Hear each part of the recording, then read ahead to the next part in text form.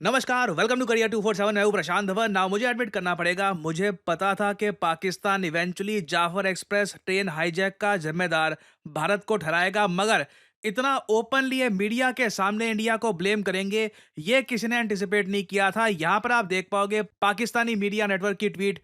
सामा सामा whatever, ये सामा TV है, इन्होंने यहाँ पर ट्वीट किया है।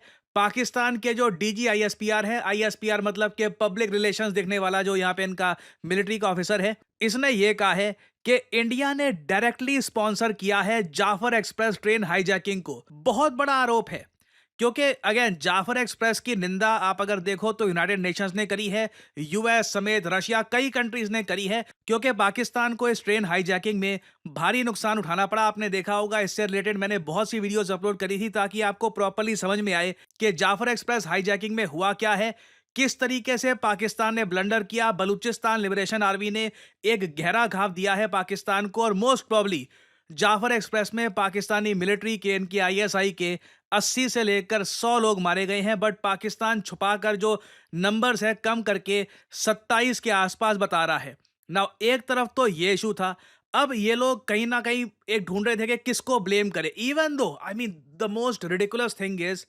बलूचिस्तान लिबरेशन आर्मी ने ओपनली ये अटैक किया है, पाकिस्तान को वार्निंग दी है, वीडियोस पब्लिश करी, इसके इन लोगों ने पैम्पलेट्स इशू किए इंटरनेट पर। बलूचिस्तान लिबरेशन आर्मी एक्टिव थी, मैंने कई वीडियोस में आपको इसके बारे में दिखाया। तब भी पाकिस्तान कह रहा है कि इंडिया ने डायरेक्टली स्पॉन्सर किया है जाफर एक्सप्रेस हाईजैकिंग को, और मीडिया के सामने बैठकर डीजी आईएसपीआर जो पाकिस्तान के हैं, इन्होंने ओपनली कहा है। और ऑब्वियसली इंडिया इसका एक प्रॉपर जवाब देगा, क्योंकि बिना वजह एक बहुत बड़ा आरोप इंडिया पे लगाया जा रहा है, एक ऐसी चीज का आरोप जहां पे Balochistan liberation army openly claim कर रही है कि इन्होंने ये सब किया है। तो इंडिया ने देखिए बहुत ज्यादा एक प्रॉपर रिप्लाई दिया। इंडिया ने सीधा सीधा ये कहा है, look inwards instead of pointing fingers. अपने अंदर झांक कर देखो, ये जो भी तुम्हारे बेसलेस एलिगेशंस हैं इंडिया की इन्वॉल्वमेंट के, ये बिल्कुल गलत है। इंडिया ने कैटेगोरिकली डिनाई कर दिया है कि इंडिया की कोई भी इन्वॉल्वमेंट नहीं है जाफर एक्सप्रेस इंसिडेंट में। और यहां पे आप लोग देख पाओगे, ये ऑफिशियल इंडिया का आंसर है to Pakistan. We strongly reject the baseless allegations made by Pakistan. पूरी दुनिया जानती है कि आतंकवाद का एपिसेंटर, ग्लोबल टेररिज्म का एपिसेंटर कहां पे है। पाकिस्तान को अंदर देखना चाहिए instead of pointing fingers and shifting the blame for its own internal problems and failures on to others. बिल्कुल raw, brutal, honest fact India ने यहां पर पोस्ट कर दिया है। बट पाकिस्तान की तरफ से कंप्लेन ना सिर्फ इस बात को लेकर नहीं आई कि देखिए इंडिया, इनके हिसाब से पाकिस्तान की सरकार या मिलिट्री के हिसाब से, कि इंडिया ने ये सब करवाया है जाफर एक्सप्रेस वाला इंसिडेंट। पाकिस्तान इस बात को लेकर भी गुस्सा है कि इंडियन मीडिया ने ये पूरा इंसिडेंट कवर कैसे किया है। ये जो छोटी सी क्लिप है, ये मैं आपको दिखाना चाहता हूं। This is quite remarkable. ना इधर आप देख पाओगे, ये है पाकिस्तान के डीजीआईएसपीआर। रहा है, ये हो रहा है। तो ये इस वक्त एक तो ये फिजिकल एक्टिविटी चल रही थी इस ऑपरेशन की, एट द सेम टाइम इन दहशतगर्दों की सपोर्ट में एक इंफॉर्मेशनल वॉरफेयर भी चलना शुरू हो गई, जिसको लीड कर रही थी इंडियन मीडिया।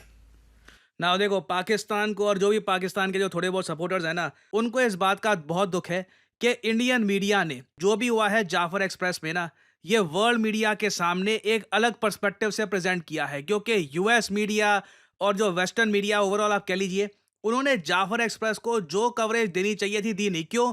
क्योंकि उनके एजेंडा में फिट नहीं होता। क्योंकि जाफर एक्सप्रेस को आप कवर करोगे तो फिर दिखाना पड़ेगा कि पाकिस्तान बलूचिस्तान में क्या कर रहा था, पूरी फिर कहानी दिखानी पड़ेगी। और फिर अपने लोगों को यह भी जस्टिफाई करना पड़ेगा कि क्यों यूएस समेत कई वेस्टर्न कंट्रीज ने बलूचिस्तान लिबरेशन आर्मी को एक आतंकवादी संगठन डिक्लेयर कर रखा है।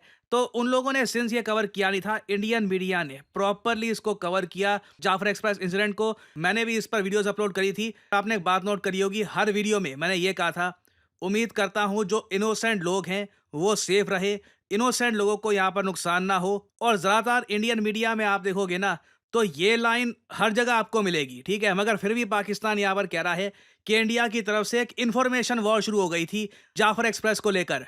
आप लोगों ने देखा होगा कि किस तरीके से वहाँ पे अ, बजाय इसके कि इस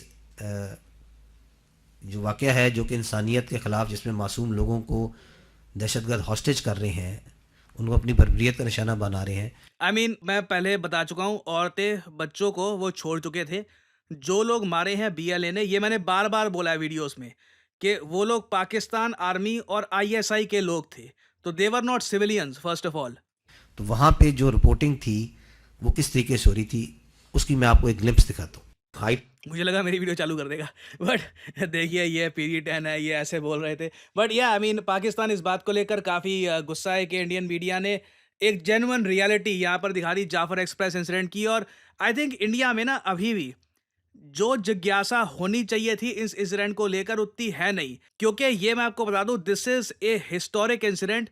बलूचिस्तान लिबरेशन आर्मी ने पहली बार पाकिस्तानी आर्मी को बताया है what they are capable of doing mass scale पर। ये बहुत सारे जो पाकिस्तानी आर्मी के लोग हैं इनको खत्म कर सकते हैं। और चाइना को भी डायरेक्ट वार्निंग दी है। चाइना भी हो सकता है ऑल टुगेदर या तो अपनी इन्वेस्टमेंट्स कम करेगा या फिर पाकिस्तान को प्रेशराइज करेगा कि लेट आर मिलिट्री इन, हमारी मिलिट्री को यहाँ पे अंदर आने दो, नहीं तो हम उस लेवल की इन्वेस्टमेंट नहीं करने वाले बलूचिस्तान में। और सबसे ज्यादा इंटरेस्टिंग बात मुझे यहाँ पर यह लगी है, पाकिस्तान ने ना सिर्फ इंडिया को ओपनली ब्लेम किया, पाकिस्तान ने यह भी कह दिया कि आज के समय अफगानिस्तान में जो तालिबान है ना, जिसको लेकर each and every one of you remember 2020-21 में पाकिस्तान के लोगों ने सेलिब्रेट किया था कि अफगानिस्तान में देखो तालिबान वापस आ गया है, यूएस वहां पे हट गया है। आईएसआई के चीफ चाय पीने के लिए गए थे वहां पर तालिबान में। इनको ये उम्मीद थी कि तालिबान के साथ मिलकर कश्मीर में कुछ करेंगे वगैरह। बिल्कुल आप कह लीजिए उल्टा होके यहाँ पे रह गया है।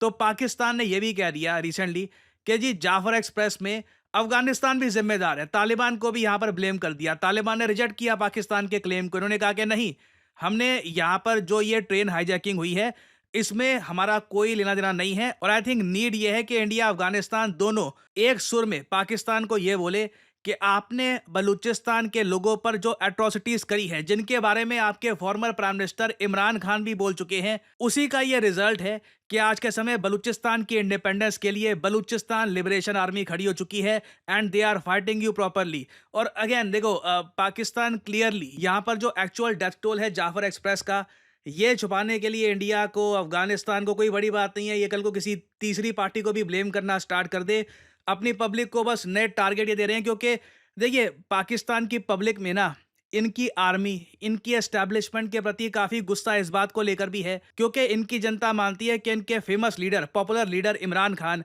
उनको जेल में डालने के पीछे भी पाकिस्तान की आर्मी, प्राइमरली आसिम मुनीर का मेन रोल है। तो पाकिस्तान की मिलिट्री एस्टैब्लिशमेंट आज के समय काफी प्रेशर में है। एक तो इमरान खान जेल में है, दूसरी बात अब ये बलूचिस्तान लिबरेशन आर्मी स्ट्रांग होती जा रही है। इनको कहीं ना कहीं टारगेट्स चाहिए यहाँ पर ब्लेम फेंकने के लिए।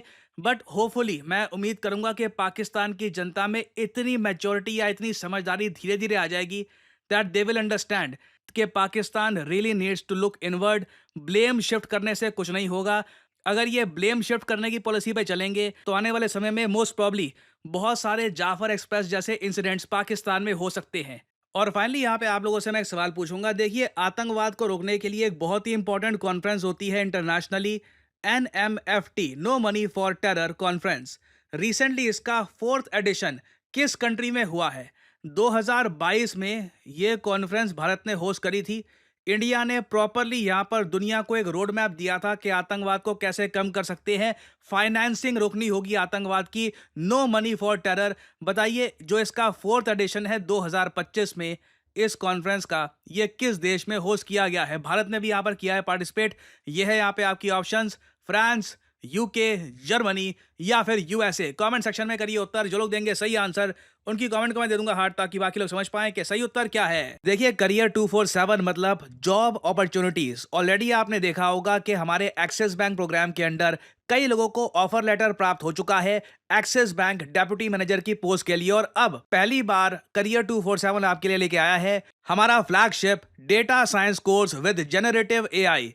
आज के समय मार्केट में कोई भी कंपनी ऐसा कोर्स ऑफर नहीं कर रही जहां पे आपको मिलती है लाइव क्लासेस। आप यूजुअली डेटा साइंस का कोर्स परचेज करेंगे, प्री रिकॉर्डेड क्लासेस आपको पकड़ा दी जाएंगी, मगर यहां पे आपको मिलती है live classes. World renowned teachers for example Deepayan सरकार सर, ये आपको पढ़ा रहे होंगे। ये बाय द वे काम कर रहे हैं with the government of Singapore as an AI adviser. और करियर 247 के डेटा साइंस कोर्स को कंप्लीट करके आप बिल्कुल आराम से 7 to 9 लाख पर एनम की जॉब लैंड कर सकते हैं। That is very much possible. और अगर आपका सवाल यह है कि अगर आप एक डेटा साइंटिस्ट बन गए तो आप काम कहाँ करोगे, किस इंडस्ट्री में काम करोगे, हर जगह आपके लिए दरवाजे खुले होंगे, चाहे एफएमसीजी सेक्टर हो या फिर फार्मा सेक्टर हो, आप गवर्नमेंट में काम कर सकते हैं। इवन करियर 247 में मैं आपको बता दूं, हम लोगों ने बहुत सारे डेटा साइंटिस्ट हायर कर रखे हैं, because every company needs data scientists. इनकी डिमांड बढ़ती जा रही है। और आपको करना क्या है, अभी भी आपके मन में बहुत सारे सवाल होंगे। आप सिंपली क्या करिए, ये जो वीडियो आप देख रहे हैं इसकी कमेंट सेक्शन में आपको जाना है और यहां पे आपको लिंक मिल जाएगा build your career with India's first data science and machine learning gen AI course.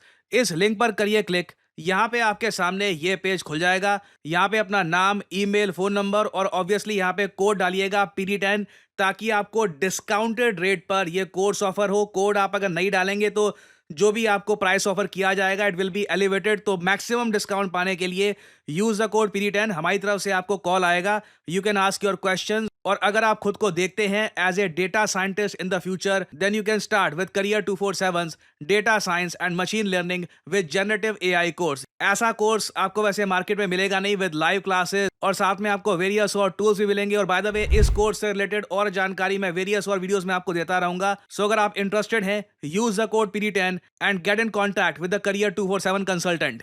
और इसी नोट के साथ यह है वीडियो कांत। Thank you for listening and as I always say, may the gods watch over you.